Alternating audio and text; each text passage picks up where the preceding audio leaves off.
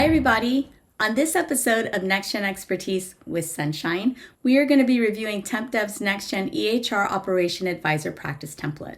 Physicians utilize the NextGen EHR workflow inbox to manage their patient appointments, tasks, PAQ, and patient portal messages on a day-to-day basis. While the NextGen EHR workflow is a useful tool, it doesn't provide any additional clinically relevant patient information. This is where TempDev's NextGen EHR Operation Advisor template would be a great addition to your practice. Our EHR Operation Advisor dashboard allows the staff to view pertinent data such as the total number of open orders, document charges, PAQ items, portal messages, ERX refills, and unmatched refills. This results in a higher quality of care and a higher ROI by providing a smoother process and holding staff accountable. Our NextGen EHR Operation Advisor dashboard also allows for a quick view into the provider schedule, recent encounter details, billing, and master documents. Our NextGen EHR Operation Advisor dashboard allows your organization to handle day-to-day tasks strategically by providing a comprehensive view of the patient's chart for all of your patients. Have I caught your attention yet? Let's go take a look. Our TempDev EHR Operation Advisor template is a practice template. To launch it, we're going to come to the File menu and scroll down to System Practice Template. We are going to click on the Practice tab, and as you can see, the TempDev EHR Operation Advisor is one of my preferred templates. To launch it, I'm going to double-click on it. Upon launching the template, you'll notice that there are quite a few different panels. And don't worry about it, we'll break down each panel individually. Let's start with the top panel. Before I move forward, I'd like to point out that the information that is listed on this top panel is specific to the provider that's listed here. Currently, I have Laura Miller listed, and this is letting me know the information that is specific to Laura Miller. Anything with a green indicator means that she's good to go. There's nothing that's currently pending for that particular category. Anything with a red indicator, however, is letting me know that there are some items that need to be addressed. So it looks like Laura has 14 open orders and 723 items in their PAQ. Okay, let's move to the second panel. Our second panel is the follow-up items panel. I'd like to call out that these are not filtered to the provider. This is specific to the practice. The grid on the left-hand side is going to show me documents that have been generated for the patient that are waiting for a signature in the PAQ. The items in the right-hand grid are going to show me patients who've had a visit with no document generated, meaning no master document has been generated for this patient.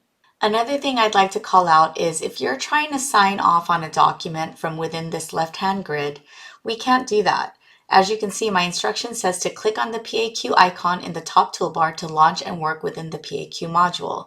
This grid is strictly for informational purposes.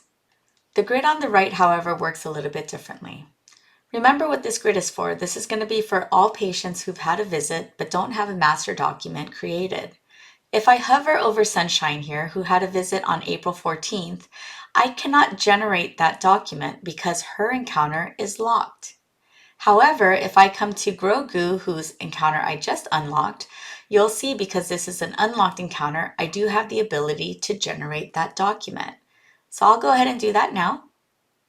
And that's going to generate the document offline.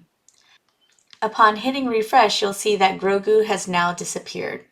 So just remember, if you're coming in here to view all the documents that need to be generated for the encounters, I will not have the ability to hit the generate button if that encounter is locked.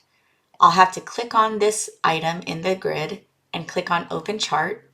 And if I have the right to, I can right click on the encounter and unlock it. You'll see the encounter is now unlocked, and if I come back to the practice template, I can now hover over Sunshine's name, and it's letting me know that's unlocked, and when I click on that encounter, I can hit generate. To refresh the list, I'll click on refresh here, and upon doing that, Sunshine should again drop off of this list because we have a document generated for her encounter. And there she goes.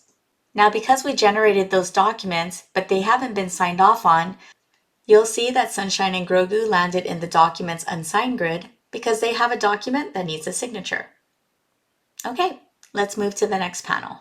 The Appointments panel is going to show me appointments for today. Keep in mind that the appointments that are listed here are going to be based on the provider that's at the top. Laura Miller currently isn't seeing patients today, so I'd like to change my view from Laura to Vanessa. And to do that, I'm going to change from Laura to Vanessa in my 4-point check provider, and I'm going to hit refresh. And what that will do is it will refresh this appointment list for Vanessa. As you can see, Vanessa has quite a few appointments today. I have the ability to filter the appointments based on the status. So I can see all, kept, canceled, or expected. I'm going to keep my radio button on all because I'd like to view all the appointments. I also have the ability to look at appointments from a previous date by clicking in this field. I can change the date forward or backward to look at future or past appointments.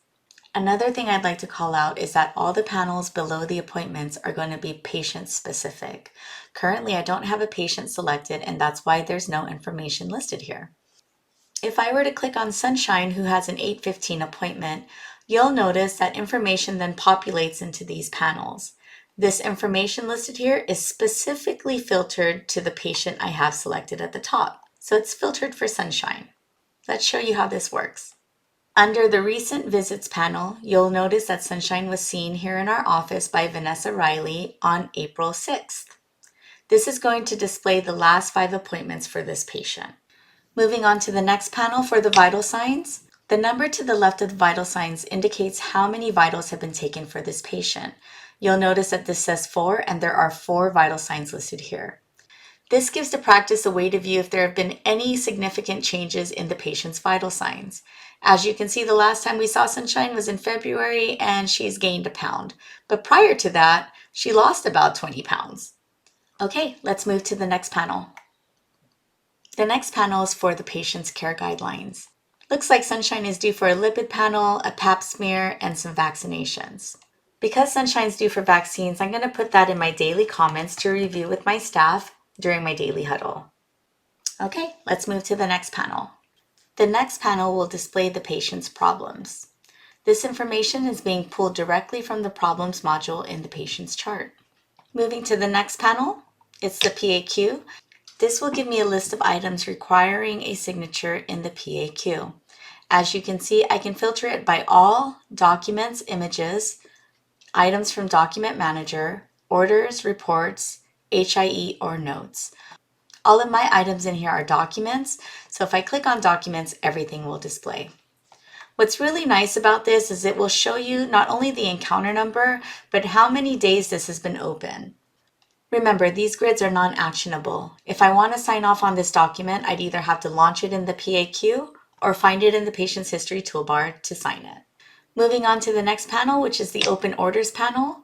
This is going to show me all the open orders for this specific patient. It looks like Sunshine has 9 open orders. Again, I can filter this by all, diagnostics, labs, office services, etc. If I wanted to look at Sunshine's open referrals, I can filter that down by clicking on the Referrals radio button. This is going to show me any open referral that she has. I can do the same for labs, diagnostics, etc. The next panel we'll review is the immunizations panel. This is going to give me a complete list of all the vaccine details that were administered by my practice. Moving forward to the allergies module, this is going to give me a complete list of the patient's allergies. The next panel is for medications. This is going to give me a list of all the active medications and the details of those medications that are specific to this patient. The next panel is the assessments panel. This will give me a list of Sunshine's diagnoses along with the TEN code and the last time these diagnoses were used. The next panel is the medical surgical history panel. This is going to give me a grid with all of Sunshine's medical history and also her surgical history. Finally, we have the tobacco history panel. This will give me a grid that displays all of the recorded information for this patient's tobacco use.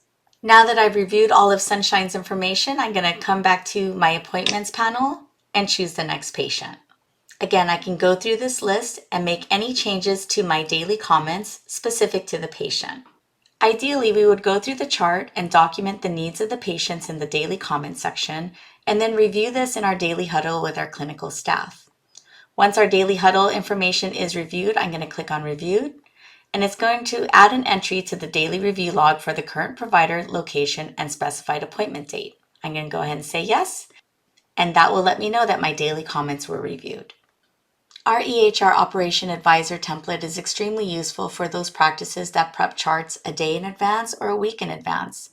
By selecting the patient, it'll give you a breakdown of all of their clinical information and give you a place to document the needs of that patient. That way we can review those in our daily huddles with our staff. I hope you enjoyed this episode of NextGen Expertise with Sunshine on our presentation of TempDev's NextGen EHR Operation Advisor dashboard. If you would like more information or would like to purchase our template, you can email us at info@tempdev.com. You can also visit our website at www.tempdev.com. Finally, you can also call us. Our phone number is 1-888-TempDev. That's 1-888-TEMPDEV. Until next time, talk to y'all later.